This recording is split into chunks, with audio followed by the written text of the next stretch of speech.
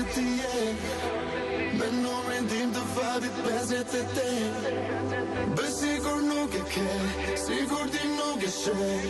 E di shumë mirë përse unë do të jem me ty kudo që ti je me numrin tim të fatit 58.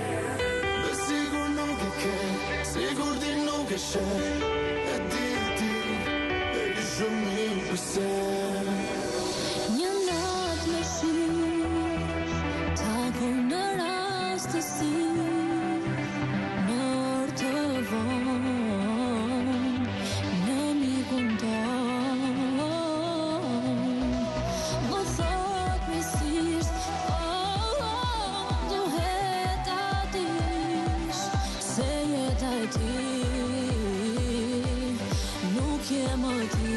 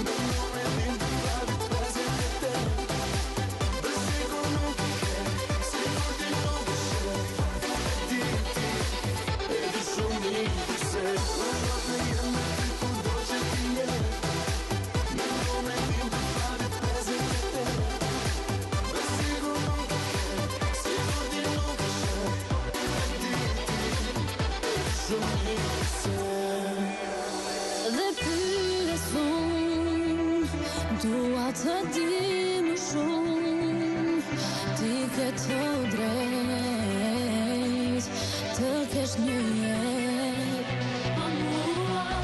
Nuk më gëzojnë fjalët që po më thonë se jeta ti nuk je më ti, nuk jam më unë.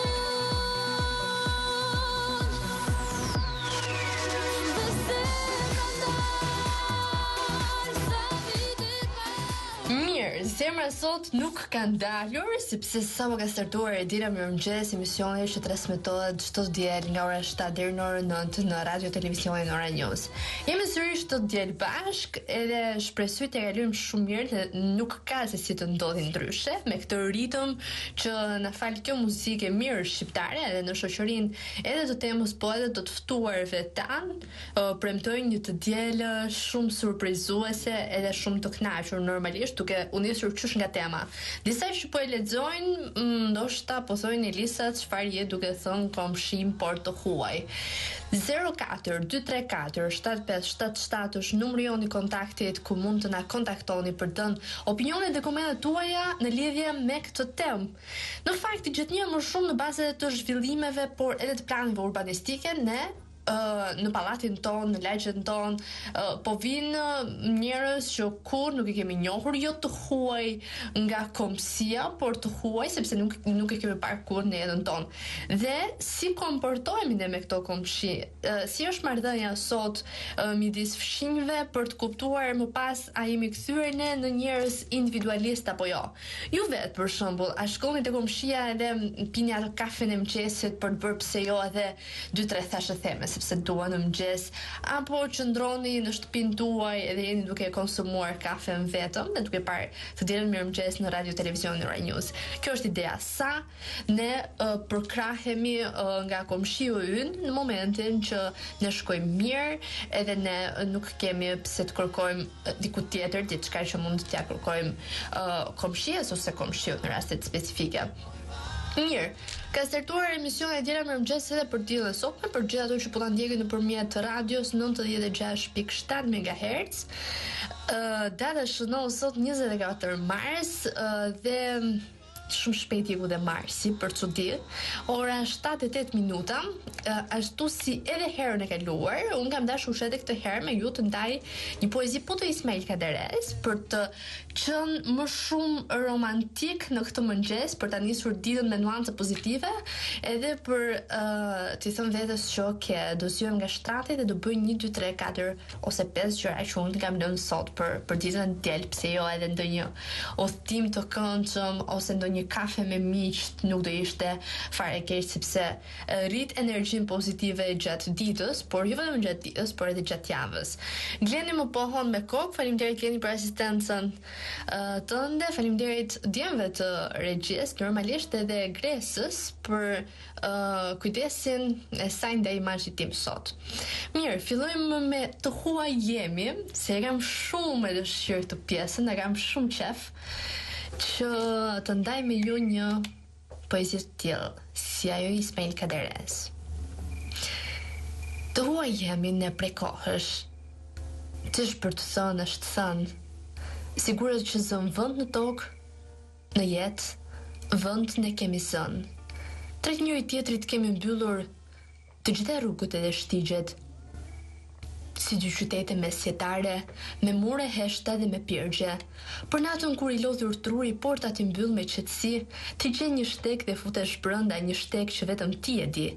Pastaj si në rrugica parë që shëtit me cirku revolucione, shy në përëndra I shkujdesur, fanite shesh ma bën me dorë.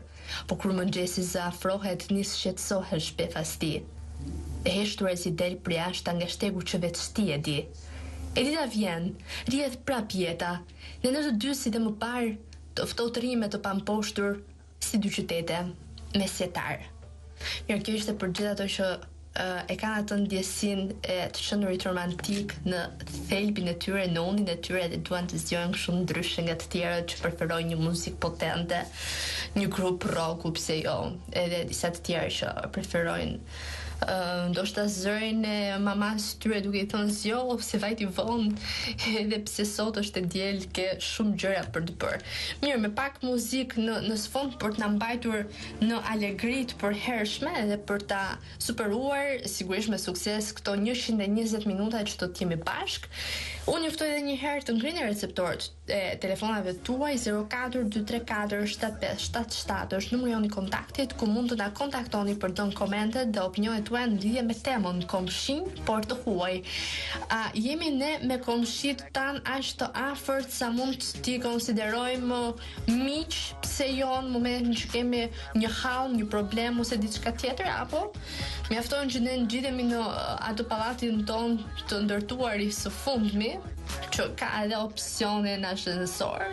Ngjitemi në katin e 7, ku është edhe apartamenti ynë dhe as nuk njohim njëri, as nuk na njer njëri, jemi shumë të huaj dhe ekstremisht të huaj në këtë aspekt.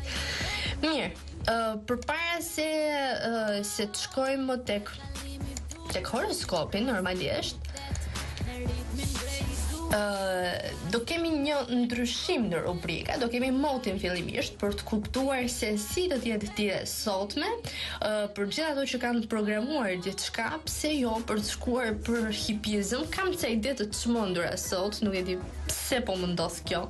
Për të shkuar për hipizëm është mrekulli fare, më dëgjoni mua, absolutisht që është gjë më e mirë që mund bëni sot, ose një lojë tenisi, pse jo.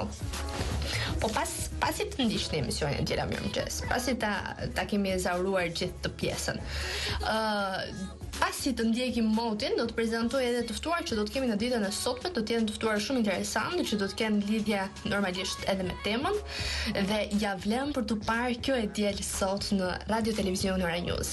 Mirë, ndjekim motin dhe rikthehemi sërish në Djela Mirëmëngjes.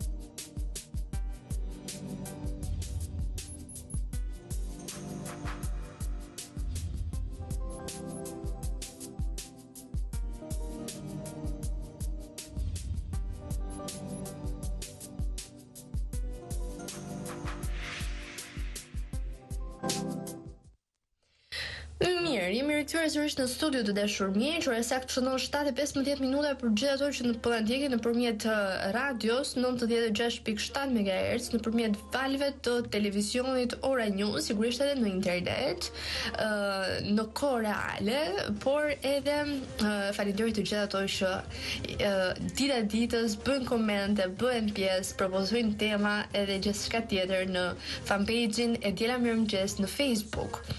Mirë, komshi por të huaj, për këtë temë po flasim sot, ndërkohë që mund të kenë nga ata që telefonojnë në 04 234 7577 dhe mund të jenë komshi me të vërtet huaj, sepse duke pasur parasysh që zhvendosen nga njëri skaj i qytetit në skajin tjetër, ndoshta jetojnë me qira, pse jo, janë gjithnjë në kërkim të komshive të huaj për fat të keq.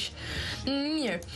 Ne sot do të kemi të ftuar shumë interesant. Pikë së pari do të kemi të ftuar zotin Novruz Shehu, studiues, që në pjesën e parë të emisionit, në orën 8:20 do ta flasi pak për një ish futbollist shumë të njohur, Eli Kastratin, që do na vi ky informacion në trajtën e një kurioziteti, sepse ai ka bërë hulumtimet e veta për sa i përket këtij personazhi shumë të njohur në sportin shqiptar dhe që do i ndaj me ne normalisht është ekskluzive në të Diela Mirëmëngjes sot. Më pas do të kemi të ftuar Jurgen Memishën, përgjegjës i planit urbanistik në komunën Gashar dhe sociologu Miguel Pero, për të kuptuar pak se nga ndryshojnë zonat urbane nga zonat rurale kur bëhet fjalë për fshinjsinë, për kultura të ndryshme që mblidhen brenda një rrethi shumë të vogël urbanistik ose në periferi të Tiranës, edhe për të kuptuar pak edhe vendosjen e këtyre planeve urbanistike, sa efikase janë edhe si do të jetë popullsia e vendosur në atë zonë pas 5 vjetësh ose 10 vjetësh. Më pas do të kemi zotin Irvin Faniko, avokat, për të kuptuar pak se çfarë janë të drejtat tona qytetare dhe nga ta kuptojmë ne që komshiu ynë është një zotëri burr më i mirë në botë, por për fat keq mund të jetë edhe më i keq duke pasur parasysh edhe rrjetën e ngjarjeve që kanë ndodhur këto javën e fundit më saktë akoma. Mirë, 04 234 7577 ka nesur e Diela, mos u bëni xhumash, zgjohuni. Për gjithë ato që janë sintonizuar, ju themi që normalisht do të kemi një shumë të ftuar interesante dhe sigurisht edhe tema është shumë interesante, kështu që ja vlen të ndani një opinion me ne.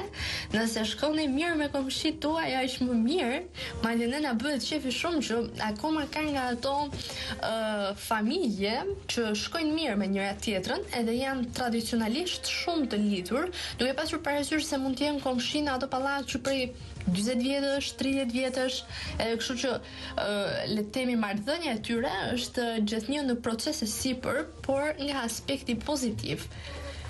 Unë shpresoj që kjo e diel të kaloj mirë, sigurisht sjellja ato antistresin që i nevojitet çdo kujt për të filluar javën, edhe sigurisht sjellja edhe disa informacione shumë pikante për sa i përket kësaj teme që do të trajtojmë sot edhe të marra në mënyrë argëtuese, sepse edhe kjo është e rëndësishme, si serviret le të themi ky lloj informacione. 7:19 minuta shënon orën, ne pas pak do të kemi horoskopin për gjithë ato që janë supersticioz, edhe për gjithë ato që duan të dinë se si kanë parashikuar yjet për ditën e sotme. Mirë, kemi një telefonat. Alo, përshëndetje. Përshëndetje, mirëmëngjesi. Mirëmëngjesi, Neriban. Mise të gjeta. Mirë se na erdhe. Më duket se kjo tema e sotme të paska ngacmuar pafund. Unë kam gëzoj shumë afrimitet me komshiet e vjetër edhe të rinj, kuptohet. Mbi që theti 30 vjet, edhe mbi 30 vjet edhe mbas 30 vjetëve. Gëzoj shumë vetëm me një që kam pasur. Po ku duket marrëdhënia juaj që është e mirë midis komshive? Shkoni kërkon farkosi? Ja. E kam pas atë ime më. Thoshte me komshit mos hyje, mos dil shumë, thoshte. Pazar mos bëj, Se pas nesër do merresh me llafe edhe do të vite rradha jote të përgojohesh. Atë edhe ajo fjalët si thotë fjalët e shumta pukarallëk nuk i duronte dot. Por kam pas edhe një shoqe familjerie që jemi rritur bashk, edhe jam zgënjyer shumë që komshie kjo goca. Komshie në familje. Jo këtu ku jam, por u jam zgënjyer kur martoj djalin. Po, nuk të ftoj. As tes për vizitë nuk bëri. Edhe kur ma ka thënë, kam shkuar i thash në të asha më në shtëpiun ty, më bështyp gjithë Tirana. Ja kam thënë edhe asaj Ira si bomba se. Okej. Ma tamam në Seder, po unë hyja dilja. Okej. Njeri më thuaj pak se jemi shumë flesh si gjithmonë kështu ekspres.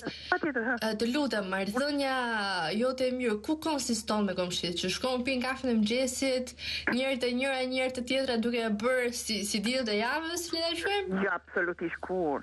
Po ku konsiston pra? Jo, unë kam një komshie që e kam. Po. Atje ku vete janë komshit të sinqertë, të pastër, nuk kam asnjë kurfar interesi. Unë kur i shoh aty i dëgjoj, i bëj, po të kenë një ashtu me atë negligjencën time, me atë nuk qetësinë tënde janë ashkalon. Të them, po t'i ganin plot, vetëm që mos u përzien në punët e mia.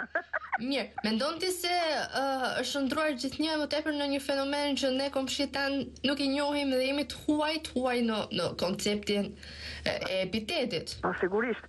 Këtu tash kur ka ardhur demokracia, janë haruar komshit, janë haruar njerëzit e tu, i ka hyrë ftohtësia. Gjë e mirë kjo apo?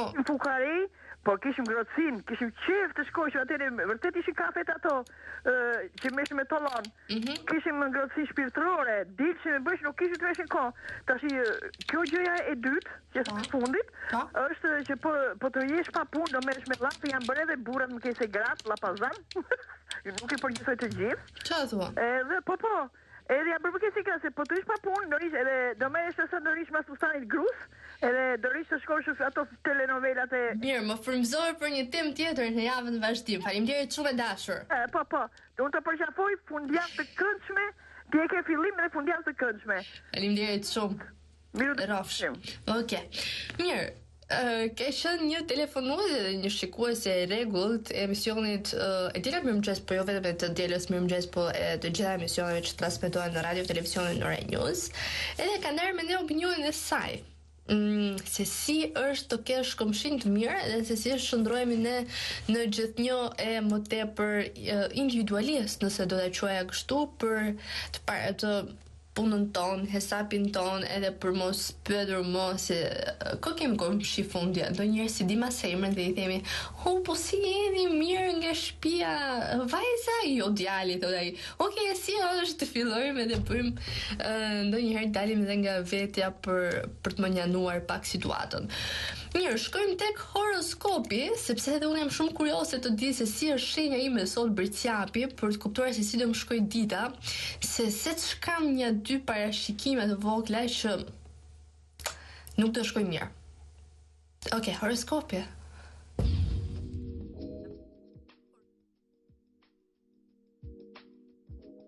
Dashi, jeta sentimentale e çifteve do të jetë e bukur gjatë kësaj dite.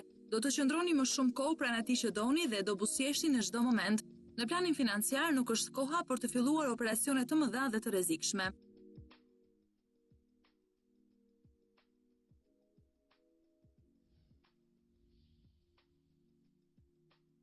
Demi, jeta në çift nuk do të jetë ashtu si e keni pritur sot. Nuk do të mungojnë debatet dhe mosmarrveshjet, çka do ta tensionojë mjaft ambientin. Gabimi më i vogël mund t'ju kushtojë shtrenjtë në planin financiar.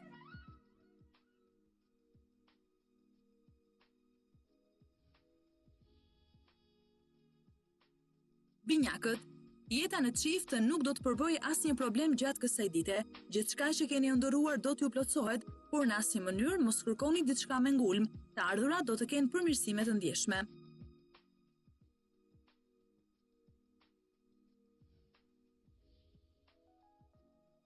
Gaforia, një gjë është e sigurt gjatë kësaj dite, ju nuk do të kënaqeni me asgjë. Partneri do të bëjë çmos t'u plotësojë dëshirat, por ju do të kërkoni gjithmonë më tepër. Financat nuk do të jenë të qëndrueshme.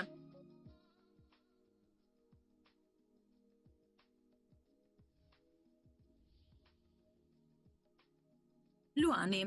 Do të kaloni momente të shumta intimiteti gjatë kësaj dite dhe do të ndiheni si në ëndër pranë atij që dashuroni. Financat nuk do të jenë shumë të këqija nëse shpenzoni me maturi dhe kujdes.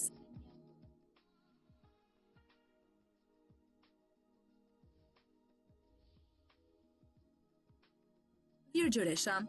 Ditë e zakonshme kjo e sotmja për të dashuruarit, herë do të debatoni me atë që keni në krah dhe herë do të dashuroheni në mënyrë pasionante. Në planin financiar do të jeni me fat.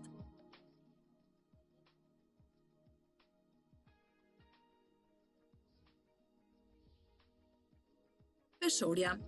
Në jetën e çift do të mbizotrojë një klimë harmonike gjatë kësaj dite. Partneri do t'ju bëjë një propozim interesant për të cilin duhet të mendoheni seriozisht. Financat nuk do të përbëjnë asnjë problem, kështu që qetësohuni.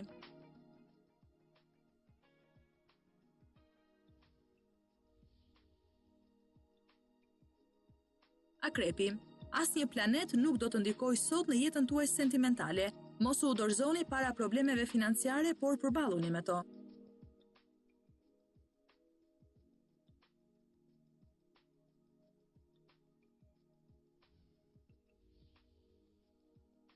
Shigjetari. Shmangni sa të mundni kërkesën e llogarisë dhe autoritetin në çift sot sepse partneri nuk do ta durojë dot këtë. Merruni pak më tepër me menaxhimin e financave gjatë kësaj dite dhe shmangni shpenzimet e tepërta.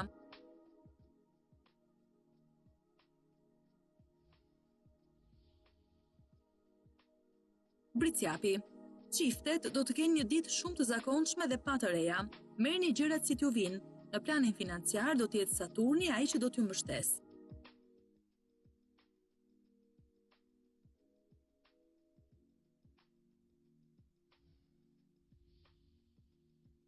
Ujori.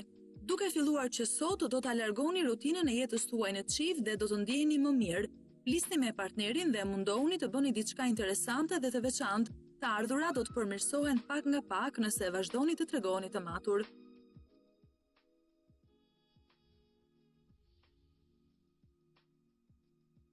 Peshqit.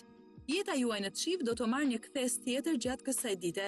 Do të ndjeheni të lumtur dhe do të jetoni në një ambient mjaft harmonik. Financat kërkojnë një menaxhim më të mirë dhe më të kujdesshëm.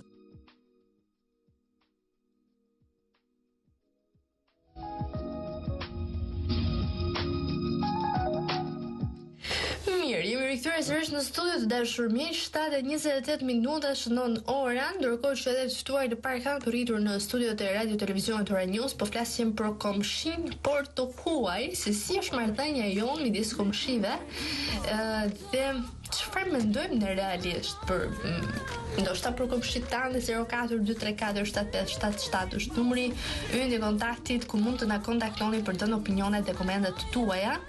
Ndërkohë që ne do të kalojmë shumë shpejt tek shtypi i ditës për ditën e sotme se çfarë kanë shkruar suplementet kryesore për këtë ditë të diel, ku dashur në 24 mars, dhe fillojmë sigurisht së pari me gazetën Shekulli për të kuptuar se çfarë ka në brendësi të kësaj gazete. Kryeartikulli i gazetës Shekulli: Rama mund Berishën në Tiranë. Ja emrat më të votuar, një shkrim nga Herion Mesi në faqen 67. Kushti për një qeveri zbardhen partitë që arrin pragun, një shkrim nga Luis Tanushi në faqen 45 të gazetës Shekulli. Min me telekomand biznesmenit të ndërtimit, një shkrim në faqen 10, një ngjarje që ka ndodhur në ditën e djeshme, pasdite afër kopshtit zoologjik në Tiranë. Avenir Peka, kreu i AKKP-s, dosje dhe pronave, peng i vendimit të qeverisë, një shkrim në faqen 11.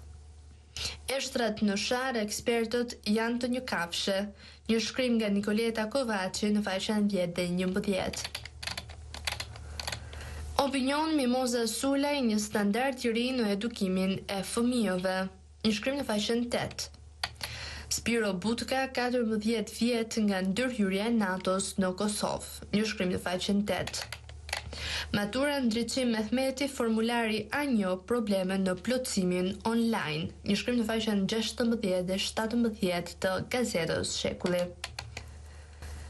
KGZ lista me 712 emrat e komisionerëve në zgjedhjet e 23 qershorit, një shkrim në faqen 18 dhe 19.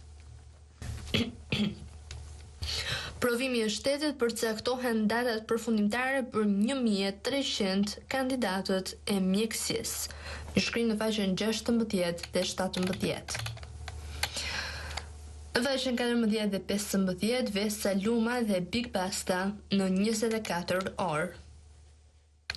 Kemi përfunduar me gazetën Shekulli për të shkuar tek shqiptarja.com. Shqiptarja.com hapet me kryer artikullin e saj lista ekskluzive e 164 firmave të falimentuara nga drejtoria tatimore, faliment firmës së Fari Balliut.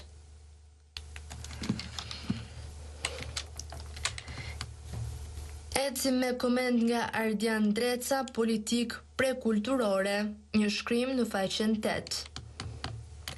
Koment nga Brizida Gjikondi, Fate Velaj, kali eleganti Trojës, një shkrim në faqen 8.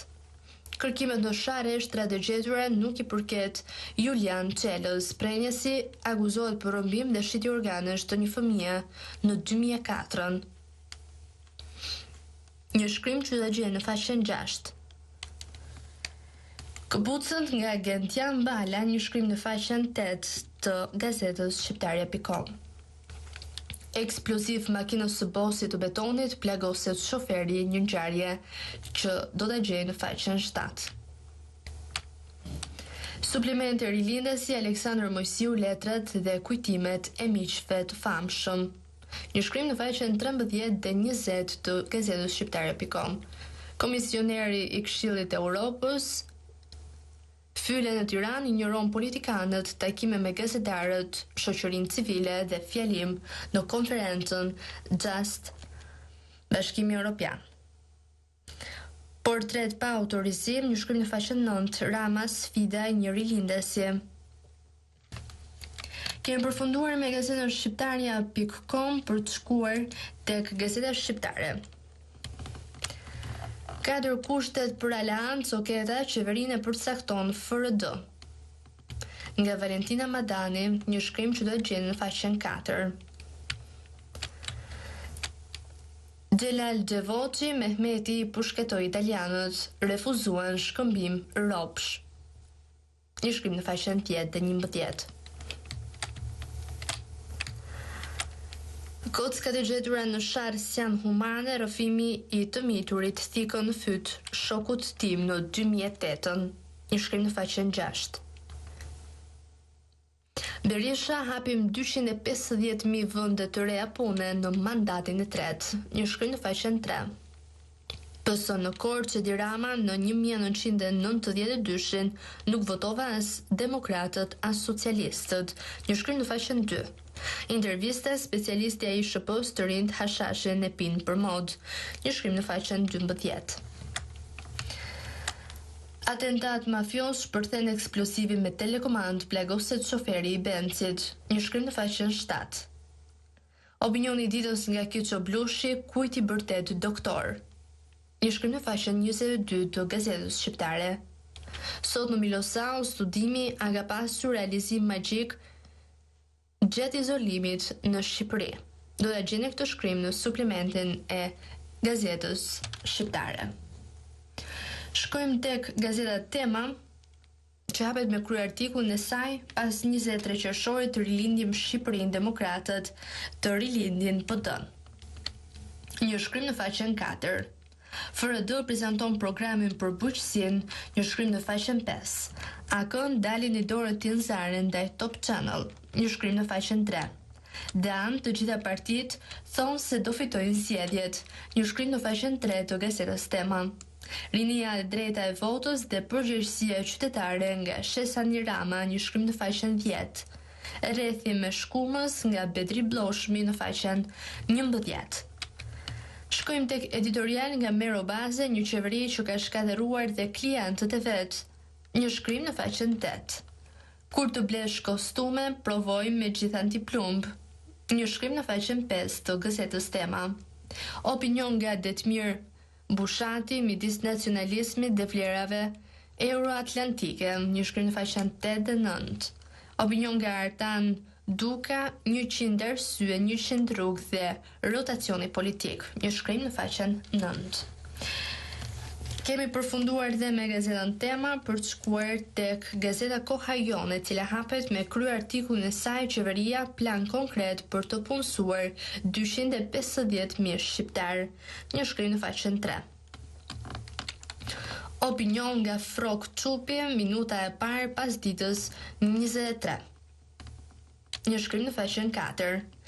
Eurodeputetët bëhe të pranohet rezultati i zgjedhjeve, një shkrim në faqen 4 të gazetës Koha Jon. Meta dush të ftohet Ramës, demagog i taksës progresive, një shkrim në faqen 5. Aksioni largohen shtyllat rrugët e Tiranës, një shkrim në faqen 8. Korç Rama premtimi i Berishës për punësimin i pabesueshëm, një shkrim në faqen 2. Kërkimet gjendet një badanie që dyshohet se kishte trupin e Julianit, një shkrim në faqen 10 të gazetës Koha Jon. Intervista Stefan Taçi, një rrëfim për labirintet e animacionit shqiptar, një shkrim në faqen 22. Në koha sport, Armand Duka, kualifikimi i vështirë jo i pamundur, kërkohet djers. E trit Berisha, start fantastik në eliminatore, 2 ndeshje, 6 pikë dhe asnjë gol.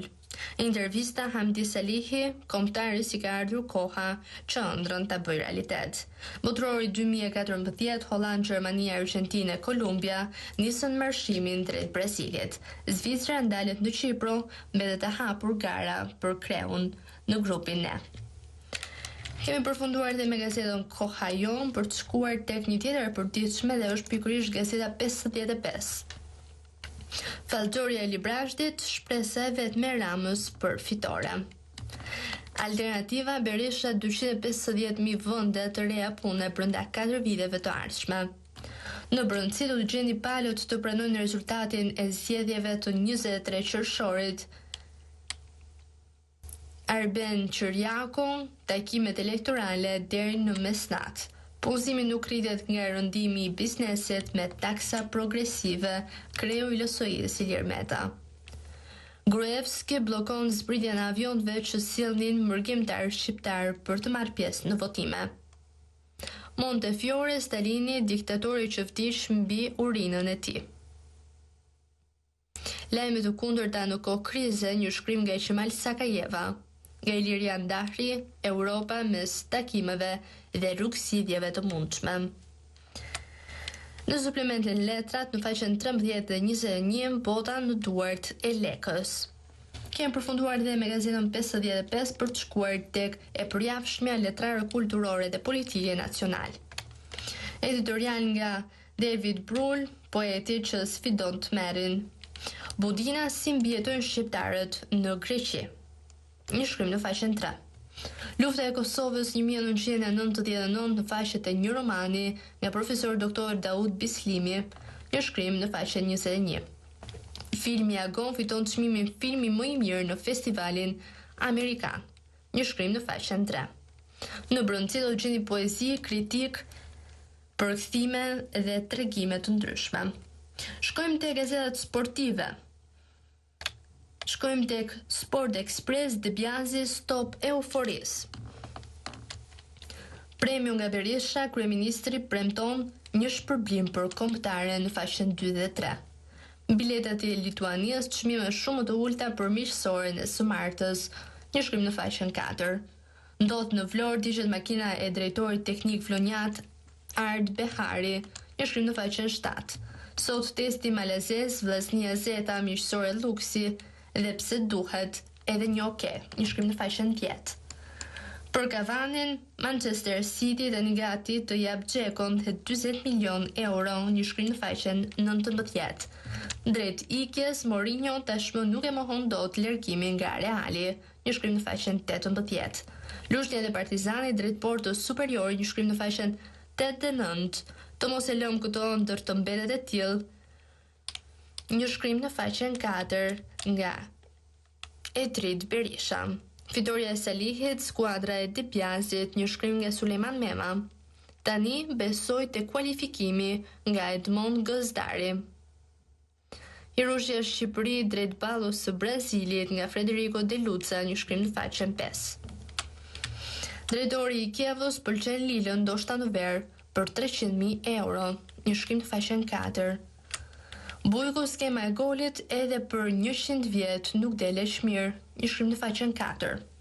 Kipro ndaj Zvicrës shtohet pengu i humbjes me Islandën, një shkrim në faqen 2 dhe 3. Kemi përfunduar të gazetën Sport Express për të shkuar te gazeta e fundit Panorama Sport, ku që zind 5.000 euro premio për kokë, një shkrim në faqen 6. Portugezi Mourinho ikën më 1 qershor, likuidon shërbyesin, një shkrim në faqen 18. Benzema bëhet çështje në Francë, nuk e duan më, një shkrim në faqen 16. Gjermani, Khedira strategu i Realit dhe Gjermanisë, një shkrim në faqen 15. El Sharau në sulm Balos më lodot në hije, një shkrim në faqen 14. Reportazh orët pas ndeshjes Oslo Vishet Kuqezi, një shkrim në faqen 3. Koment Kupa e Botës nuk është më një ëndër nga Ylli Aga, një shkrim në faqen 6. Debjazi ja si e mashtruam norvegjezët, një shkrim në faqen 2 dhe 6. Partizani Sfal bind Lushnjë, një shkrim në faqen 18. Hysem Belliu besojmë te zona europiane, një shkrim në faqen 9. Mourinho ikën më 1 qershor, likuidon shërbyesin, një shkrim në faqen 18. Kemi përfunduar me Panorama Sport dhe me të gjithë shtypin e ditës për ditën e sotme, ora saktë shënon 7:42 minuta.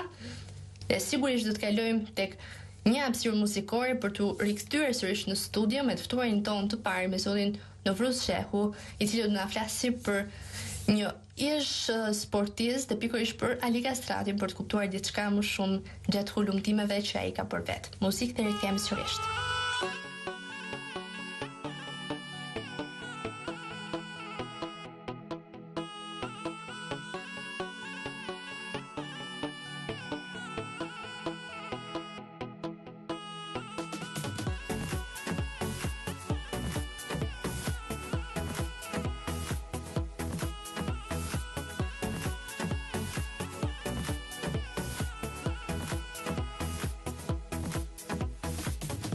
Pa pritur sot, si një rufe në tokë, përba me e qëndro.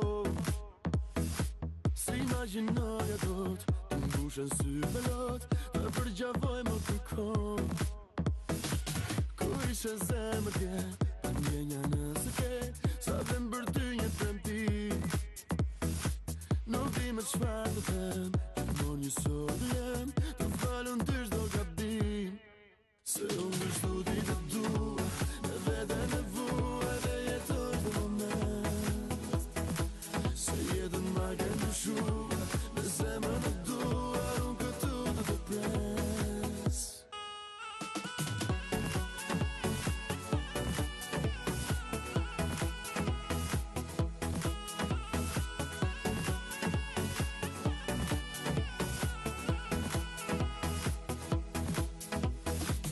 Ikën edhe vjen, në pasagjerë pen, asë një herë s'do ndryshoj.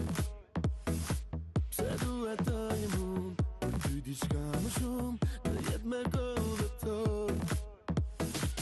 Kur ishe zemër tje, të mjenja nëse ke, sa vëm për ty një tremti. Nuk di me çfarë të them, gjithmonë një sot të jem, të falun ty çdo gabim. Se unë në çdo ditë të dua, me veten e vua dhe jetoj në moment. Se jetën ma ke ndryshuar, me zemrën e duar, unë këtu të të pres.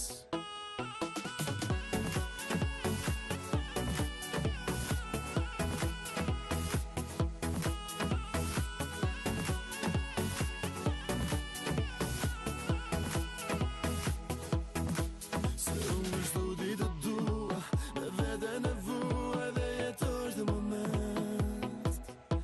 Se jetën ma ke ndryshuar, me zemrën e duar, unë këtu të të pres.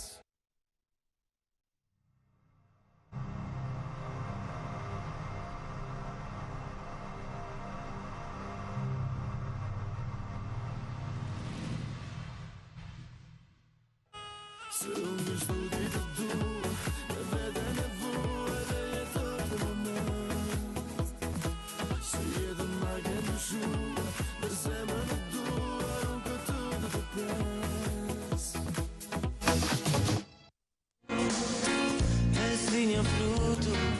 Mirë, jemi rikthyer sërish në studio, jemi në mënyrë shumë intensive. Pra, pas orës 8 do të flasim edhe në lidhje me temën, kështu që edhe telefonata mund të rezervohen ndoshta pas orës 8 në 0423475777. Komshin por të huaj për këtë po flasim në ditën e sotme, në të dielën mirëmëngjes. Sigurisht, pranë vetes kam studiuesin, publicistin, poetin, sa shumë gjëra, zonin Novruz Shehu, i cili sot ka dhe ditëlindje. Edhe një shient i cili do na flasi për sa i përket Alika Stratit, disa gjëra, në trajton shumë të koncentruar të gjërave, sepse edhe koha është e limituar. Faleminderit që pranuat ftesën tonë. Faleminderit ju, faleminderit për urimet. Alika Strati është një planet jashtëzakonshëm, është pothuajse heroizëm të flasë shumë pak për të, gjithsesi unë do mundohem të jap një skicë të përgjithshme. Ajo që është e veçanta që mund të jap unë për dëgjuesit është sepse Alika Strati, unë kam disa gjëra ekskluzive prej tij, disa fotografi, kam disa të dhëna për jetën e tij që janë ekskluzive për mua.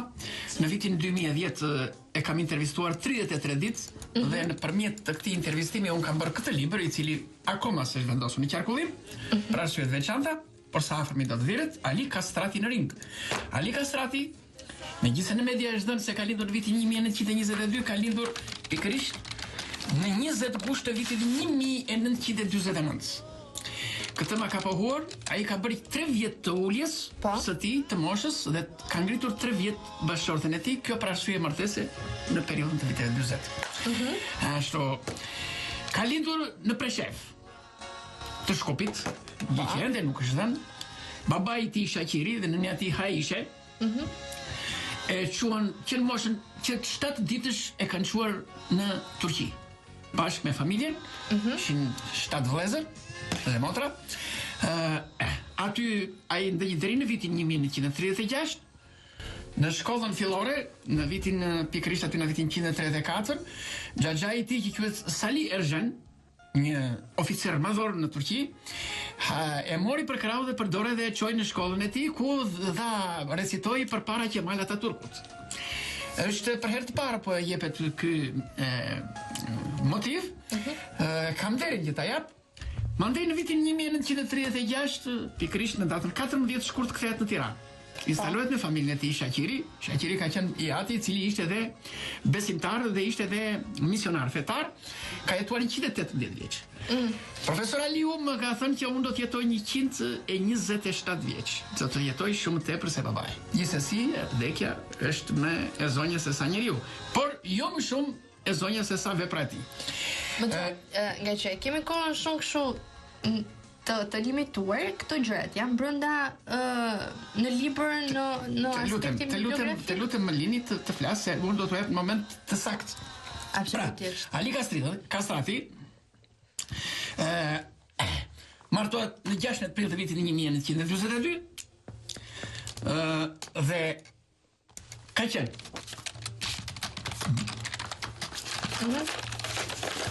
boksier, mundos, peshngritës, trajner, mesazhator, gjyqtar.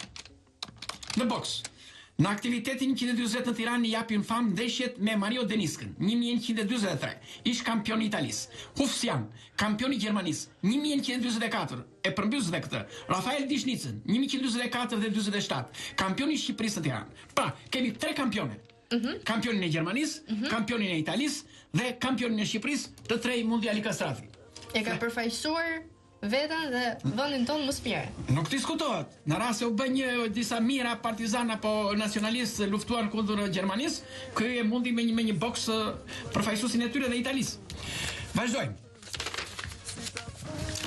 Në peshngritje Kampion kombëtar në vitin 1949. Vendosi 20 rekorde kombëtare në 1949-1966. Trajneri i ekipit Partizani dhe atij kombëtar. Fituesi 18 kampionateve kombëtare dhe i të gjithë kupave të Republikës të vendosura nga Federata 1949-1966. Në mundje, mundës 5 herë fituesi i titullit kampion kombëtar 1949, 1951, 1952, 1953, 1954 në peshën e mesme.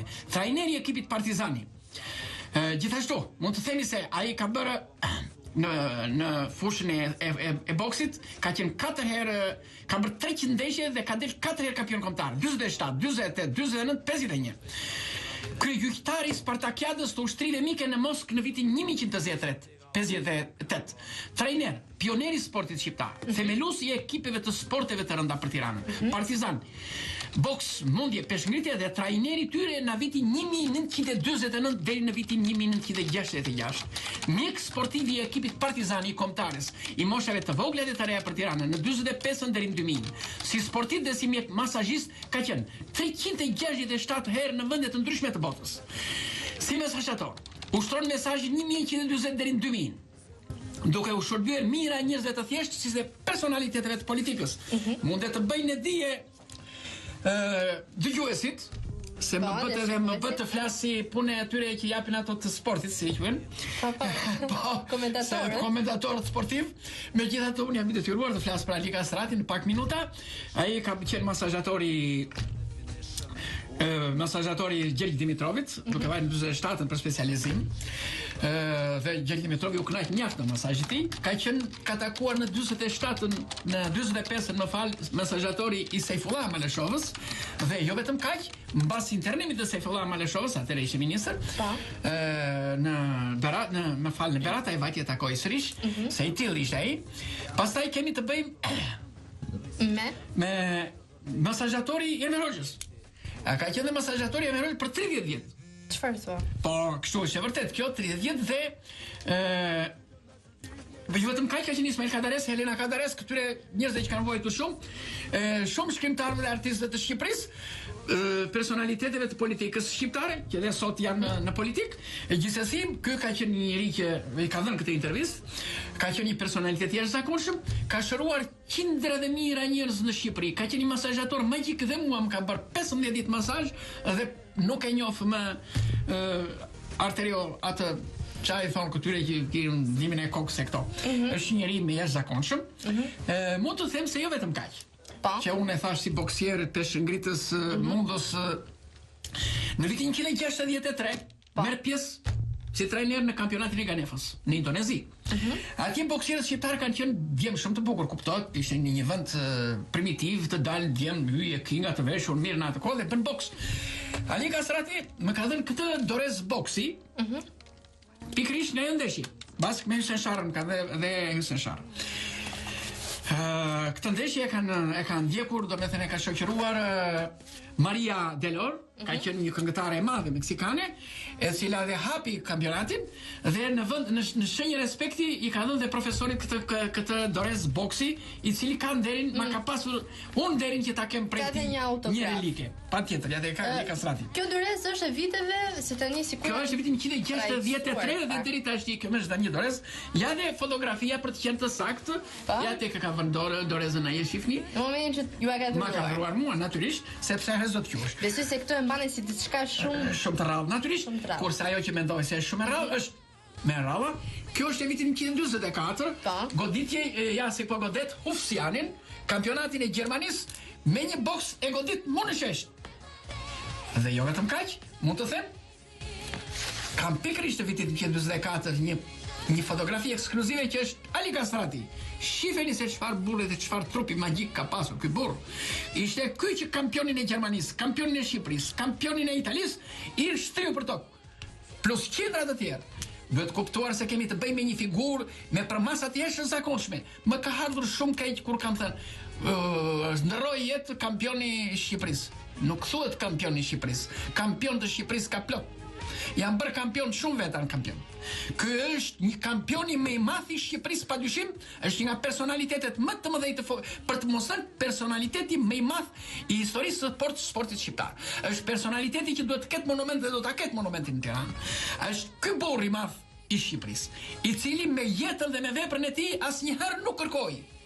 Bile dhe kur vajti tek Enver Hoxha, ishte një se preshma dhe na partia nuk e si që këshim bërë, e kështë marrë vesh Enver Hoxha dhe i thotë pse të ka preshma dhe këta me gjitha të e këthen prapë në parti nuk e di, por ky ishte i pak naqur vetë për një gjë, më falni, po në themi dy fjalë për. Jemi në minutën e fundit sepse publiciteti ka shumë rëndësi në televizion. Mund të themi kaq që unë uroj qaj gjithë shikuesve që ta mbajnë në kujtesën e tyre dhe të kenë detyrimin moral dhe shpirtëror ndaj kësaj figure të madhe poliedrike. Faleminderit shumë që ishte këtu. Mua më është dukur vetja si në një ngjarje sportive e raportuar live këtu nga Idila Mirëmëngjes në Radio Televizion Ora News. Do të shkojmë tek publicitet, flesh dhe të rikthehemi sërish në studio ku mund të na kontaktoni. Të jepni opinionet tuaja dhe do të kemi të ftuar shumë interesant, kështu që qëndroni me ne.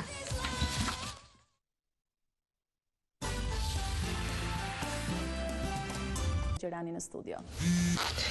Faleminderit Genda. Mirë, jemi rikthyer sërish në emisionin e Diela Mirëmëngjes. Edhe sigurisht që përmendë një herë temën e ditës së sotme dhe numrin tonë të kontaktit 042347577.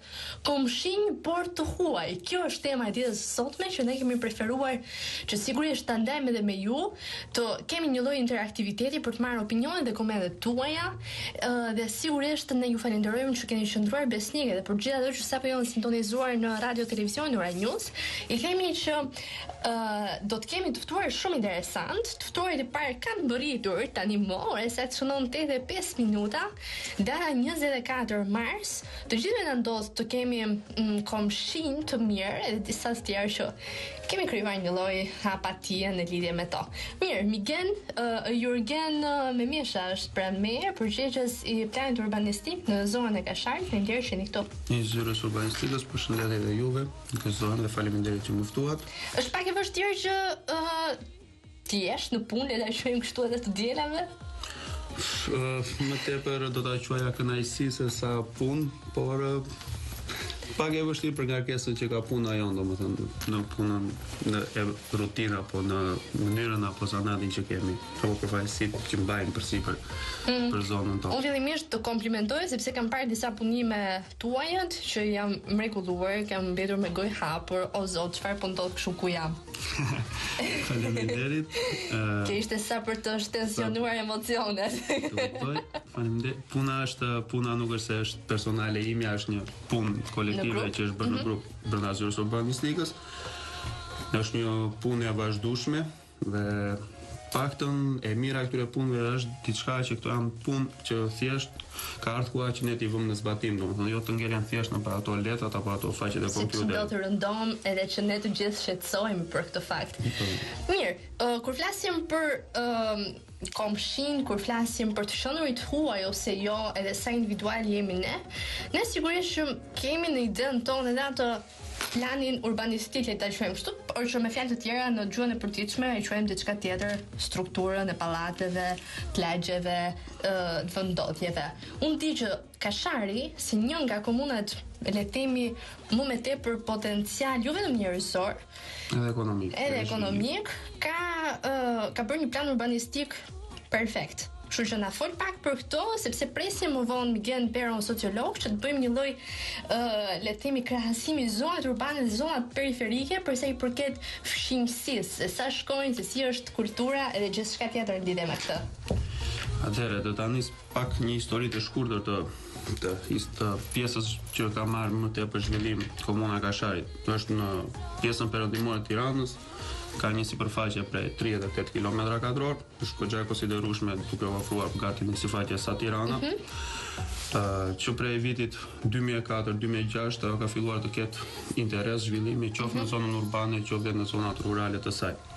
Dhe fatmirësisht, gjatë gjithë kohës, edhe paraardhësit e mi kanë bërë një punë përgatitore ose i kanë paraprir zhvillimeve apo interesave të shpejta që ka padur ajo zonë, duke filluar, duke krijuar masë plane.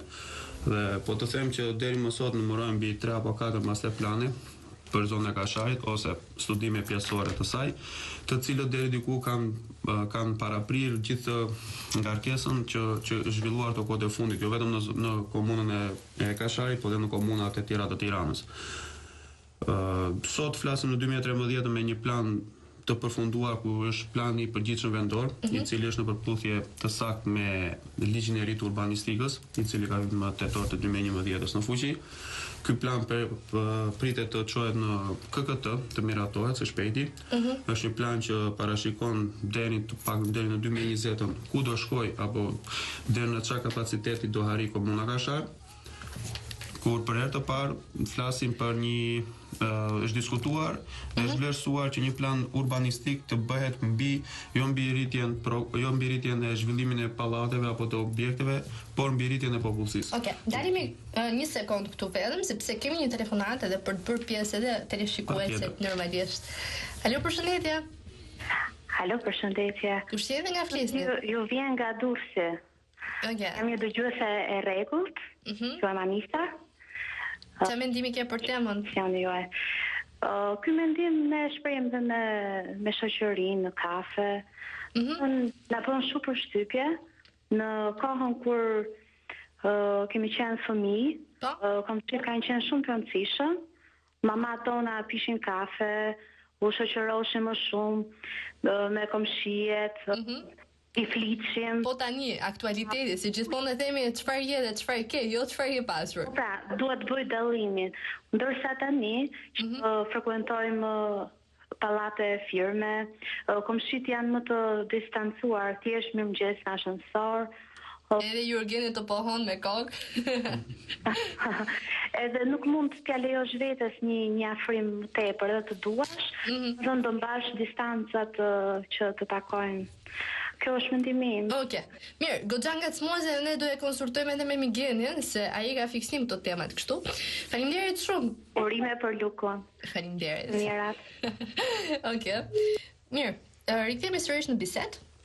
Se duket sikur në këto zonat e komunave ka shumë rëndësi plani urbanistik. Sa jeni përshëndruar ju këtu edhe? A keni bërë një, le të themi, deviz tuajën për 5 vitet e ardhshme çfarë do ndodhi? Çfarë do ndodhi? Para punës është bërë një plan strategjik jo mbi interesa, po mbi numrin e popullsisë. Domethënë, në fundit deri në çka kapaciteti do mbaj kjo komunë, që sot është një pjesë e pandashme e qytetit Tiranës, ose unë e quaj një identitet i ri në metropolin e Tiranës.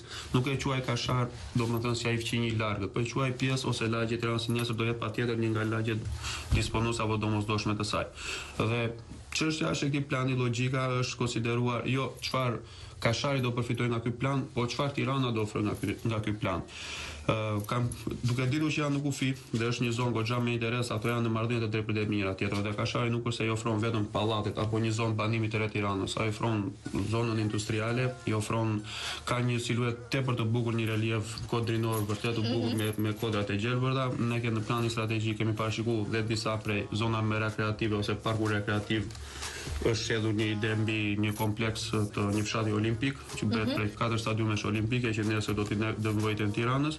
Është shedhur një ide mbi një Luna Park që prap është hapësira e mundshme për të ndërtuar atje, për një kopsh zoologjik, kopsh botanik dhe një pjesë. Fola për të pjesë sepse ndoshta këto janë gjëra që sot na i mungojnë qytetit ton apo vet komshive tan apo njerëzve që duhet, sepse në fund të fundit nuk është si foli dhe telefonusja.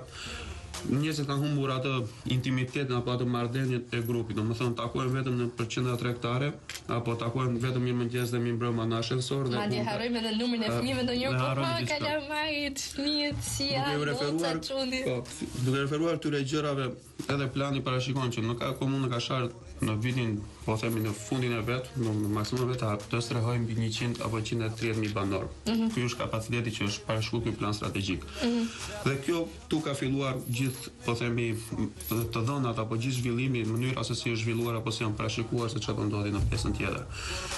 Për sa i përket njerëzve se si e presin, me që më bëre pyetën se s'do të zgjadhem, njerëzit gjithmonë shohin se çfarë më ndodh te prona ime.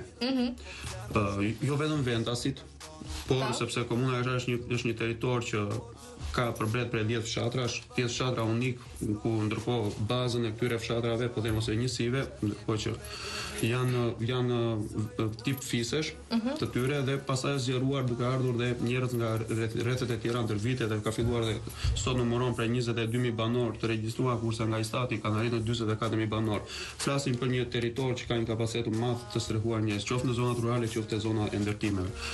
Kështu që kjo pjesa ndërkohë ka filluar të ngacmohet duke patur një plan urbanistik. Ne kemi kontakt të vazhdueshëm zyrë urbanistikës pothuajse çdo ditë apo takime me njerëzit që vinë se çfarë më ndodh mua dhe çfarë do ndodhi me tokën time. Ky është një po themi ai momentin që ne na bashkon me si marrëdhënieve me banorët tanë apo me komunitetin tonë. Dhe kjo është ajo pjesa delikate në mënyrën se si duhet të sillesh apo si duhet të përgjigjesh, sepse ka në një plan rregullues duhet të marrësh të parashikosh shumë gjëra dhe nuk është një përgjegjësi unike një individi, është një përgjegjësi e një grupi, projektimi apo e parashikimit se çfarë do ndodh. Dhe çështja është që dikujt mund t'i bjeri për mirë dhe dikujt mund t'i bjeri për keq. Jo për keq në kuptimin negativ të fjalës. Por për keq për momentin sepse varet me se analizon gjërat e tua sot, domethënë. Gjithmonë ka pak kënaqësira. Ka kënaqësira dhe ka dhe kënaqësira. Ne në fillim mendojmë të keqet se sa të mirën. Kjo do njerëzit janë mësuar me këtë që do më ndodhi e keqja, do më ndodhi e keqja dhe nuk e perceptojnë dot që shkose nuk është më ajo e keqja e madhe, është një e keqje e vogël që do rikompensohet, do rregullohet dhe ne duhet të marrim përsipër edhe mënyrën për t'ia treguar dhe mënyrën se si do kompensohet ai më mbrapa. Okej, për të pritur Miguel Peron pak muzikë në studio, të lutem.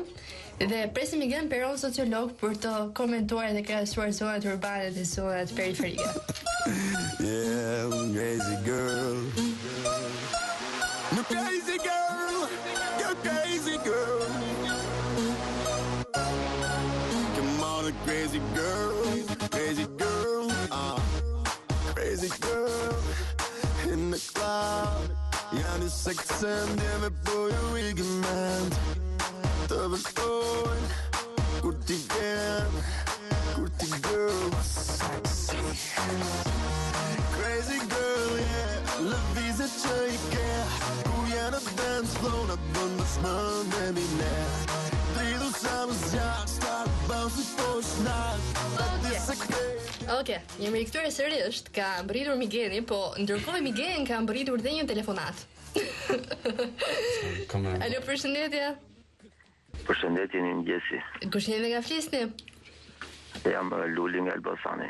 Sa po që ke zgjuar o Luli? E farë mënyre, po. Okej, Luli, shumë shkurtimisht, të lutem. Komshim për të huaj, çfarë mendimi ke ti në lidhje me këtë? Si është aktualiteti dhe si e ke përjetuar ti vetë? Aktualiteti në fakt për historinë e vjetër shqiptare mbetet i dhimbshëm, sepse sot faktikisht nuk është më e tradita e vjetër që komshit bëheshin më afër se vëllezër dhe motra. Sot komshiun që kemi përballë nuk e di nëse. Dhe kjo natyrisht ka një shkak që është lëvizja demografike pas viteve 90. Si dhe në një farë mënyrë nuk do ta fshehim që është frika dhe pasiguria që po ekziston aq më tepër sot në këto. Ti vetë i ke marrëdhënie me komshit? Pozicioni i shtëpisë time, me që është shtëpi private, siç thotë ndryshe, është jemi një lagje me tradita të tjera dhe kemi marrëdhënie të jashtëzakonshme.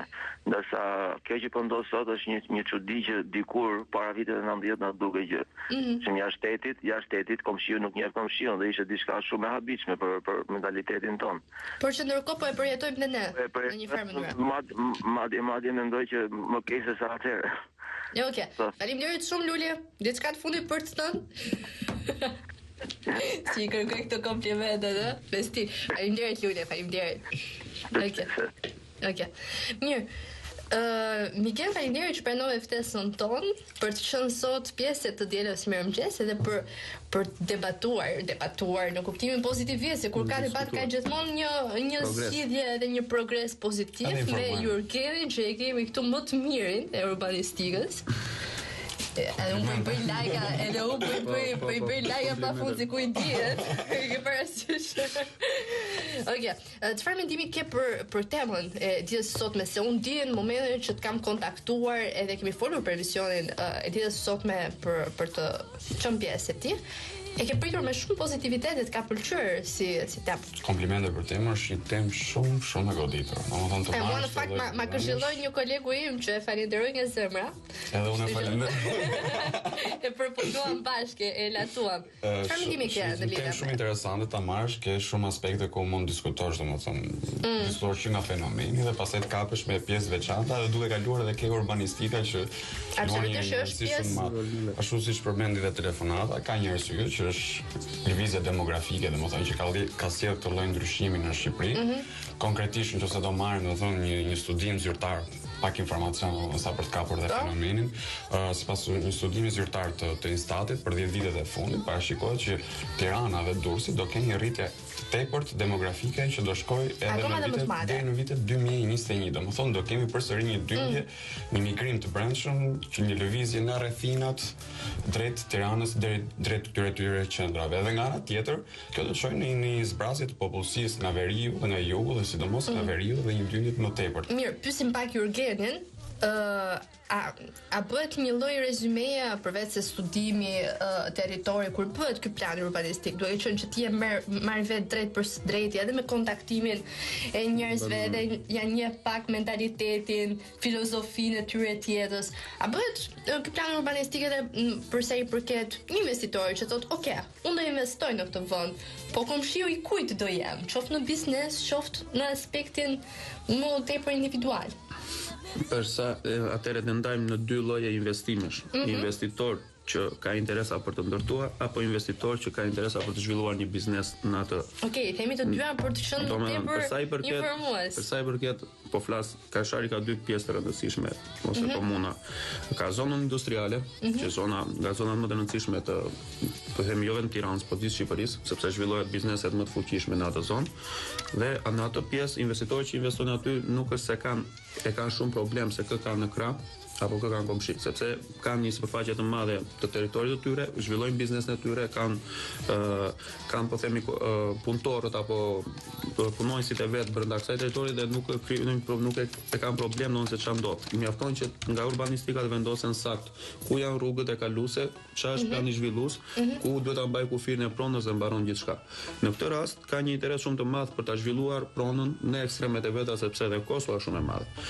Por kjo ndikon në marrëdhënie sepse te gjithë kjo zonë ekonomike strehon një numër të madh popullsie të vet vendasve që janë në zonën e Kasharit, domethënë që punojnë aty. Kjo pikë ata dhe por themi sa i përket fqinjësisë nuk është se ka gjatë moralit të punës nuk është se ka krijojnë atë marrëdhënie. Problemi ndodh në marrëdhënien kur investitori është për të ndërtuar një investim në formën e godinave shumëkaqe, që është pjesa jonë aty nga 235 hektar. Në këtë pjesë investitori fillon dhe kërkon ose konkuron me investitorin tjetër apo me fqinjin tjetër për nga cilësia e ndërtimit apo për nga mënyra se si do ta shesi, është një lloj konkurrence dhe aty do apo s'do kërkon një lloj bashkëpunimi, sepse thotë, nëse aty ka shkruar një kompleks pallati, po ta marr një shembull banar për ta thjeshtuar pak më popullor. Nëse shkruan një kompleks pallati dhe është ndërtuar keq. Një ndërtues i ri që vjen, një investitori që vjen e ka shumë të vështirë të konkurrojë brenda atij kompleksi sepse është ndërtuar me një cilësi të do mund të shesi më lirë, ka një lloj komuniteti tjetër sepse varet gjithçka është në formën e pagesës dhe ky tjetri që ndërhyn e ka shumë të vështirë të pyet kë kam apo kë ndërtoj. Interesohet si investitor. Ndërkohë e kundërta ndodh me ata që blejnë. Ka një përsëri këtu ka një ndarje tjetër për komshin. Do njerëz kur vin pyesin, ideja është kush ka bler te ky pallat. Domethënë unë njoft të situatë shumë fort, kam prej 5 vjetësh. Vetëm për personat që janë publik që interesohen nëse është Migeni, do bëj të mundur që ta blej dhe unë se Migeni është mediatik edhe dua të jem në pallatin. Kjo ndodh jo vetëm tek personat publik, por kjo ndodh po themi gati në 80% e rasteve. Investitori pyetet, të lutem, nëse ka patur shi te ky pallat, kush ka bler këtu? Dhe në momentin që ti thua ja niveli ekonomik të atyre. Është tendencë për të rritur që ai bet me rak po themi për fëmijën e vet, kujt do t'i thot mirëmëngjesi, kujt do t'i thot mirëmbrëma për fëmijë që dorën sepse mos harro që është një lagje e re dhe unë të diskutuam dhe pak para emisionit. Çështja është që fëmijët e kanë humbur sensin e shoqërisë. E njohin atë vetëm në shkollë ose vetëm në kopshte. Por ka një gjë që në shkollë e në kopshte është që në atë moshë fëmijët janë shumë inteligjentë dhe fillojnë bëjnë një lloj gare brenda vetes së tyre. Kështu që ata kanë humbur atë marrëdhënien e drejt për drejt, atë marrëdhënien fëmijërore apo atë takimin në mëngjes apo atë luajtjen apo dhe këto janë dhe jo sepse nuk duan apo se nuk janë fëmijë. Problemi është sepse sot për sot në këtë lloj zhvillimi shumë të shpejtë po ndodh Tiranës apo Trasori apo komuna rreth e rrotull, këtu kanë humbur nocioni i parkut, i sheshit, i oborit të pallatit, i shumë gjëra. Më mirë ata dalin poshtë dhe futen te qendra e internetit dhe aty luajnë PlayStation apo se sa të luajnë me atë topin. Dhe kjo është dhe për faj sepse këtu nuk ka, sepse të gjitha oborret e brendshme janë kthyer në partime, nuk është. Çuna se shpejt ka i koha. Çuna se shpejt ka i koha. Dhe 3 minuta më lajmërojnë nga regjia se pastaj më shkulim veshin se nuk ja publicitet. Kështu që bën një lloj krahasimi. Desha të shtoj një informacion për shembull, një arsye për shembull që ke gjithmonë rritje banesash dhe asnjëherë nuk ulin çmimet e banesave në Tiranë dhe në Durrës është fakti sepse ka pasur këtë lloj lëvizje demografike domethënë. Duke qenë se ka dyndje gjatë gjithë kohës, një dyndje shumë të madhe ka bërë që çmimet gjithmonë të jetë të larta. Dhe kjo ka çuar edhe nga ana tjetër, duke lidhur edhe me urbanistikën. Në prishjen e shumë ekosistemeve urbane, për shembull të sistemit kanalizimeve, të rrugëve, të energjisë elektrike, pa kaluar ke pjesa individuale që do të diskutojmë pak më thellë më vonë domethënë. Mirë, Migeni e vetë ftoi veten që edhe kur të vi Irvini këtu, avokati që të na japi ca këshilla se si të kujdesemi për veten edhe nëse është fqinj i mirë ose i keq, të jetë këtu. Okej, Migen, e pranojmë këtë. Do përcjellim vetëm Jurgenin. Të lutem, një krahasim, zonat urbane Migeni dhe zonat rurale si janë nga aspekti i komshillokut? Për mendimin tim, domethënë. Ti dy fjalë, Jurgeni shumë. Do ja lejmë. Jo, më shumë, pastaj do takojmë, do diskutojmë më gjatë pastaj. Për sa i përket kësaj pjese, ka në zonat urbane normalisht që është më ashpër kjo pjesa, nuk ndihet ajo lloj fryme solidariteti, po them me komunitetin. Jemi shumë individualist në krahasim sepse është jeta e tillë që ti duhet të çohesh mëngjes, duhet të shkosh punosh, ke punë të tjera, duhet po je 2 punësuar, 3 punësuar, familja jote dhe njeriu do bëhet më individual. Nga ana tjetër, ky lloj komunikimi, po themi më i afërt me njëri tjetrin ekziston në zonat rurale. Në zonat rurale është si jam përsi. Për zonat rurale. Na le një fjali këtu ndërprer. Atë rezumen e fundit, paketimin. Do diçka për zonat rurale në marrëdhënie me Kasharin apo në përgjithësi? Në përgjithësi, edhe pastaj shkojmë te specifika. Po specifikojmë pak te komuna Kasharit. Jam prej 4 vjetësh, punoj aty 5 vjetësh. Dhe jam shumë i kënaqur unë personalisht me komunitetin vendas aty. Ja, do mos solidar. Çfarë ndodh? Gjen një lloj kënaqësie, sepse unë aty nuk është se shkoj vetëm atë 8 orarshin e paraditës, po kam qef edhe një pjesë të mbazitës ta kaloj. Shkosh me Jurgenin e ti je VIP, ë? Je VIP. Është një komunitet shumë mikpritës, ndoshta ka dhe komunitete, po kjo më ka ndodhur dhe po flas realisht për të, jo për të bërë qefin. Do të flas diçka realisht. Më pëlqen mënyra se si i kalojnë festat. Tash komunitet në paga shumë tepër musliman, i kalojnë festat, po themi të muslimanë, i kalojnë më pëlqejnë. Janë human. Japin marrin, dërgojnë mesazhe urimi, të ftojnë, do më ka një lloj ndjen veten një lloj. Kërkojnë filxhan kosi. Kjo më të bukur. Kosi. Është mëngjes dhe përshëndetje. Ndoshta jemi njerëz rrugës, domethënë kur ti del lagje, kjo ishte gjë shumë. Jo, tamam, ne ndoshta jemi mësuar me jetën urbane që po flet. Jetojmë në metropolën e Tiranës dhe gjithkohë stres. Ka një stres edhe unë them një shprehje, ne nisim ditën me kismet. Nuk kemi të programuar. Me këtë shprehje ne tregon shitja kaluam shumë mirë. Okej, shkojmë në publicitet. Falenderojmë pafund Jurgen me Mishën dhe shpresoj që të kemi edhe herë tjetër këtu. Patjetër, kënaqësi. Ju shijoi biseda? Ishte këndshme.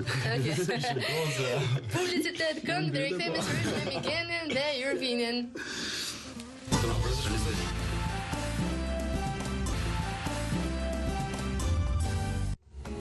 Mirë, jemi rikthyer sërish në emisionin e Diela Mirëmëngjes. Jemi drejt minutave të fundit, sa shpejt kalojnë 120 minuta. Ora saktë shënon 8:34 minuta.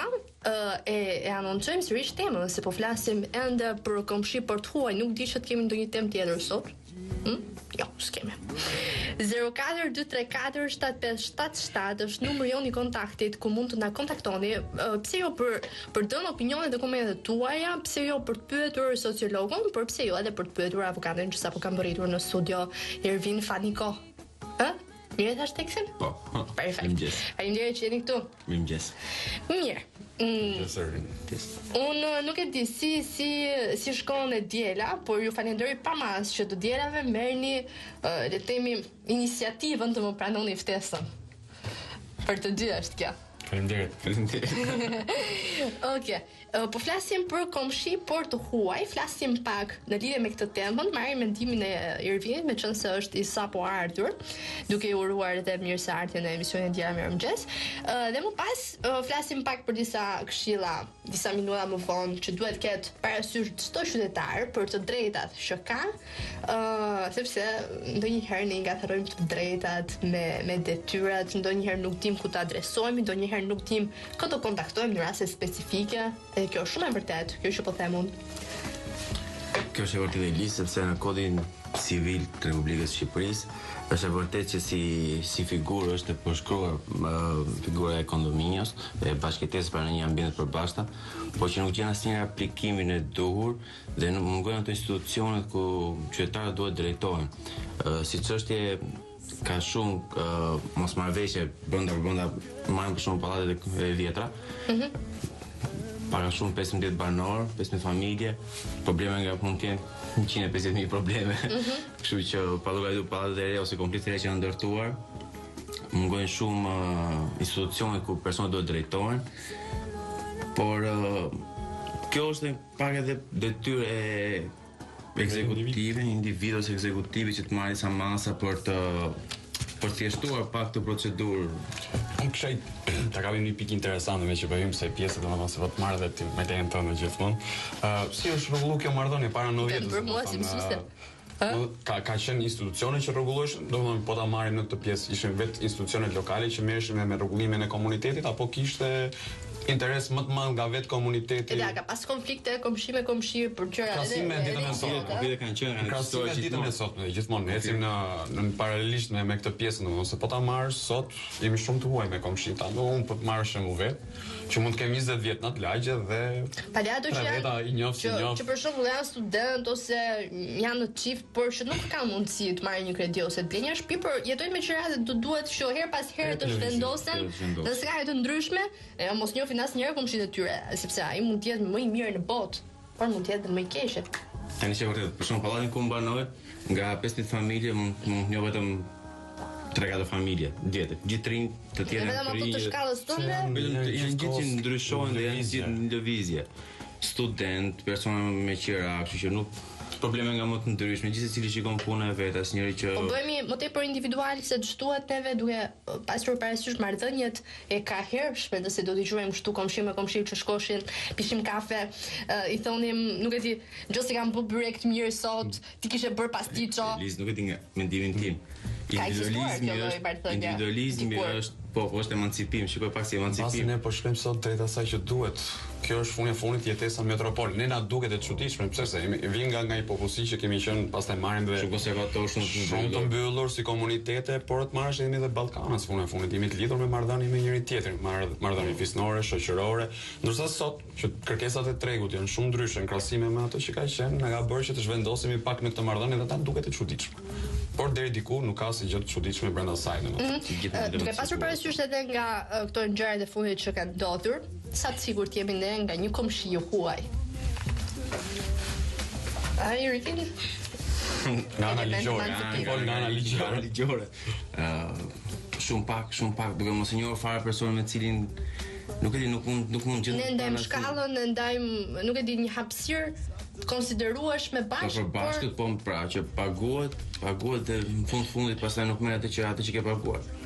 Shumë është e habitshme, por që jetojmë këtu dhe duhet të jetojmë sipas mënyrës shqiptare.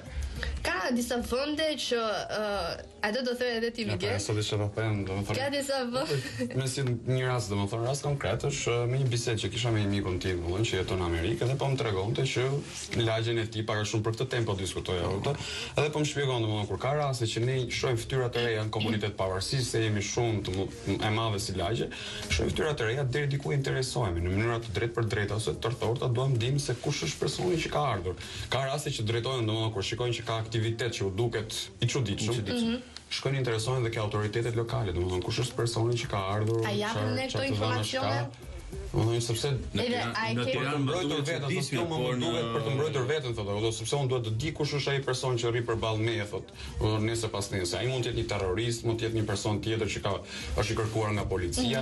Kjo është një monedë me dy fytyra. Qëse për shembull mund ta përdorosh në anën pozitive si diçka të mirë, mund ta përdorosh si diçka negative, në kuptimin që dikush interesohet për integritetin e tjetrit.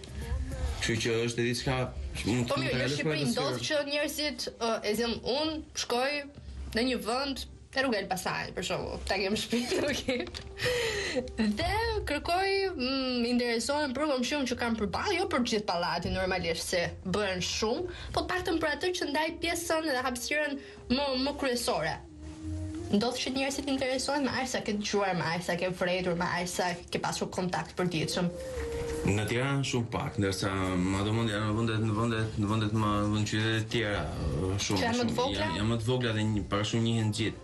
Të Tiranë për fat keq nuk njihet më njëri fare. Të marrim të japim dhe këtu edhe për këshill qytetarëve, domethënë.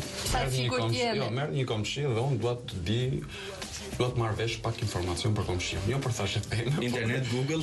Ja, dua të kemi informacion se kush është personi që ka marrë, domethënë nëse do ketë një punim të urbanistikës në mënyrë mirëfillt, sepse duhet të ketë një kontroll në mënyrë si bëhet lëvizje personi që është vendosur përpara meje, domethënë. Si duhet veprojë si qytetari thjesht për ta marrë këtë informacion. Në këtë rast, domethënë nëse ka rrugë ligjore për ta marrë informacion. Nuk ekzistojnë mekanizmat e dur në këtë aspekt. Domethënë nuk mund të informohesh për të personat e 2-3 që ndalon këto informacione. Për organeve kompetente që kanë drejtën. Ndaj të njëjtin mendim me temën që jemi komshi port huaj. A Irvin? Shumë. Edhe shija ku jetojmë. Ju pas kam prekur në setër mo me këtë temën. Ja, nga janë shumë temë interesante të diskutosh. Jemi shumë diferencuese edhe si shoqëri ku jetojmë. Preardhja e lufta veriu kostume edhe shumë e dukshme si. Ende? Më fal se tani do hyj në një pjesë të lutem. Nuk ekziston asnjë lloj lufte veriu. Ky është një mit që ne kemi shpikur fundit brenda vetes, por për shkak të dyndjeve. Vetë sa aplikojmë.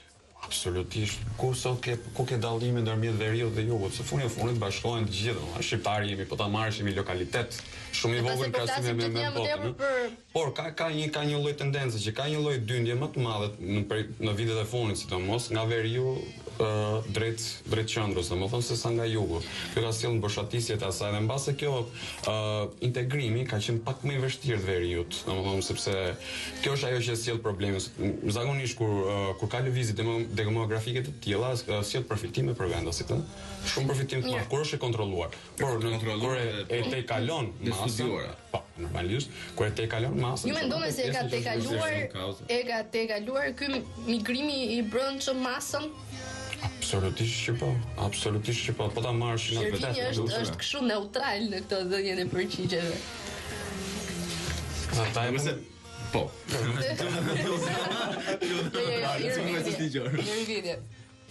E ka kaluar. Shumë dhe është i pa kontrolluar fare. Po çfarë duhet bëjmë? Nuk e di, funksionon të ndryshme. Ne zakonisht priremi për të pasur banesën tonë, apartamentin, ta pim kafen e mëngjesit aty ku është më shumë e populluar, aty ku është zona më frekuentuese, aty ku neve mund t'i themi të tjerëve me siguri nëse unë kam shtëpinë te rruga Elbasanit, ose unë jam në blog, ose unë këtu, ose unë atje. Nuk e di çfarë mendimi ndan telefonuesi. Vetëm një sekond, ju lutem. Alo, përshëndetje. Mirëmëngjes, Edi. Edi nga Flasë nga Tirana. Okej. Edi, çfarë mendimi ke në lidhje me temën, të lutem? Po, unë jam nga ky kontingjenti, domethënë që janë vendosur vizë fund tjera. Po. Edhe po mendoj që njerëzit sa vine po sistemohen, domethënë. Kena e pyetje konkrete apo? Okej, pyetja konkrete është e vetmja, e fundit, edhe një përgjigje shumë flesh nga ti. Shkon mirë me komshitë tutje? Sa bukur e ke thënë. Absolutisht. Me thënë drejtën, më pëlqeu ideali që individualizmi për mua është një... Kush i pari apo i dyti, se kam dy këtu? Është ideali që është pak më i shkurtë. Okej. I gjeni. Individualizmi për mua është një shenjë emancipimi, po duhet të jetë kam përshtypjen unë me një masë caktuar, se pastaj e kalojmë te desocializimi. Unë kam zgjedhur domethënë të kem një raport disi jo shumë të afërt, ose ose të paktën me një ose dy nga këto komshit e mi kemi hyrje dalje, po në pjesën dhe muse nuk është që zjedhje, zjedh me këtë ri, me këtë bashkëgjedoj, me këtë vëndaj hapësia. Oke. Edi, faleminderit shumë që u bët pjesë e emisionit e Dira Mirëmëngjes. Vazhdo të ta ndjekësh. Patjetër. Oke. Mirë, rikthehemi sërish tek biseda jonë. Ishte rada e Migenit, po? Përsa i përket, përsëri unë do fokusohem ke lëvizje demografike, domethënë, sepse kjo është do jetë një gjendje Tirana, domethënë se parashikohet që deri në 2021 të ketë lëvizje të tepërta demografike. Është një gjendje Tirana dhe rrethinat e saj, sepse prefektura tash do keni të ngopje akoma më të madhe, Tirana dhe qytetet e tjera kryesore ta përballojnë këtë lloj lëvizje demografike që parashikohet kryer domethënë në vitet e ardhshme. Kjo është ajo pyetje që i vetë gjithë domethënë mendojnë në lëvizje dhe këtu duhet të jetë fokusimi me që kishim dhe Jorgenin ftuar, edhe i urbanistikës vetë, domethënë, të fokusohet te kjo pjesë, domethënë, të ketë investime më të mëdha në drejtimin urbanistik për ta rregulluar dhe për ta sistemuar. Mua më ka ngelur Elisa po marr një shembull, një diçka shumë e veçantë në kokë, që më vibron her pas here si fotografi, domethënë, po kthehesha nga jashtë me avion dhe ishte natën vonë, domethënë, dhe po shija poshtë në qytetet e ndryshme që kaloshin, domethënë, gjatë rrugës, shikoj shtetet e tjera, domethënë, ndriçimi, sistemimi, domethënë dallosh edhe pse ishte errësirë, domethënë format e dritave jepin. Si mund të shkruaj se gjitha. Ishin shumë interesant. Sa hyje në territorin e Shqipërisë, ishte një rrëmujllik aq i çuditshëm të vendosur në disa forma shumë të shashtu, domethënë dhe unë me kokën time mundoja që t'i bashkoja me pika nëse mund të fohesh në një formë, po ishte pamundur. Kjo ishte, domethënë, po ta marrësh në thelb të kësaj, domethënë që ndron kjo që funi nuk ka një studim urbanistik të mirëfillt, sepse po të ishte një studim urbanistik i mirëfillt, i mirë vendosur për qytetin apo për rrethinat e saj, edhe unë sot që po marrësh këtë shembull, domethënë do kisha diçka për të parë nga qielli, domethënë që funit kjo është e lidhur edhe ngushtë për rregulluar gjërat në terren, domethënë. Po që mungojnë shumë dhe do vetëm në pas banorëve që janë dhe institucioneve shtetërore janë shumë të pakta. Se këto gjitha sillen probleme se është e vërtetë që personat vinë, por duhet patur parasysh që çfarë ata lënë dhe çfarë fitojnë që vinë. Kuptimin që nëse ata për shembull nuk janë sistemuar me punë, me shtëpi, për shembull fillojnë probleme më të ndryshme si vjedhje, probleme që janë degraduese për shoqërinë, papunësia është gjithmonë identifikus. Për kryesorë që të hapin vende fronte të reja pune dhe Oke, a mund të themi ne në disa minutat e fundit, 5 minutat e fundit kam përshtypjen disa këshilla përveç qytetarët se ku drejtohen në raste specifike kur do duhet të kenë një asistencë të jashtme, qoftë policore, qoftë te organet kompetente. Edhe diçka tjetër, kur e kërkojmë në ndihmën e një avokati? Shqiptarët për fat keq karakterizohen nga një dhunti që shkojnë te doktori në moment fundit, kanë duke vdekur. Njëtin që nga ana legjislative. Pra duhet të drejtohen përpara problemit të ketë përfunduar. Kuptimin që për t'i dhënë një zgjidhje të drejtë dhe sa më të shpejt, kuptimin që nëse fund për shkak marrëdhënie ka marrë fund, atë mund të jetojë vetëm gjykatës ose organeve kompetente si policisë, prokurorisë për bërë një kërkesë një paditë thjesht. Jemi në dieni të drejtave tona kur bëhet fjalë edhe për cënimin që mund të na bëjnë një komshi në territorin ton, të tokës, pronës. Si kushtetues si legjislacioni kemi të gjitha drejtat. Do të them që janë kushtetues më të gjëra dhe më të plota. Mos them që është më veçanta sepse ndër të tjerë ne bazojmë tek vlerat mbi natyrore. Pas në asnjë kushtetut të botës nuk ekziston ky besim i individëve. Ne besojmë te vlerat e tjera. Mos shkojmë të fallxhoja për të nëse jo besojmë te vlerat e tjera te Zoti ose edhe tek alienët, pra janë sa gjëra që duken të sharje, por që janë shumë ligjet janë, vetëm nuk aplikohen. Ndihma e avokatit kërkohet vetëm moment fundit. Last minute. Edhe unë kam desh të bëhesh avokate, i revim, po them dëshirën time shekullore, le ta quaj kështu, dhe prindërit e mi kanë pasur me goxha shef këtë gjë, po zgjodha të intervistoj avokatët. Nga se kanë asnjëherë, kështu që. Ka një lloj problematike që ne e shfaqim përsa i përket mungesës së informacionit që kemi, qoftë se kemi lexuar ndonjëherë kushtetutën, qoftë se kjo është nuk vërtet, po sepse në shkolla për shembull lëndët e të drejtës mungojnë. Mungojnë për shembull ato elementet bazë, drejtë civile, kushtetutë, drejtë penale. Thjesht bazat, thjesht informacion. Thjesht fotografia e përgjithshme e lëndës, pa kaluar pas në detaj. Por që është e mirë, për shembull, unë kam studiuar në Itali dhe si studentët që studiojnë ekonomik, si në juridik kishim shkëmbime lëndësh. Për shembull, unë kam studiuar ekonomi politikë, se ata drejtën kushtetuese. Duhet një lloj ndërveprimi edhe në lëndët. Patjetër pastaj që drejtë kushtetuese për shembull ekziston edhe që në lice, që në gjimnaz. Absolutisht. Të drejtën kushtetuese e kemi bërë edhe ne gazetarët e rinj, kështu që është e njëjta gjë. Miken diçka për të shtuar?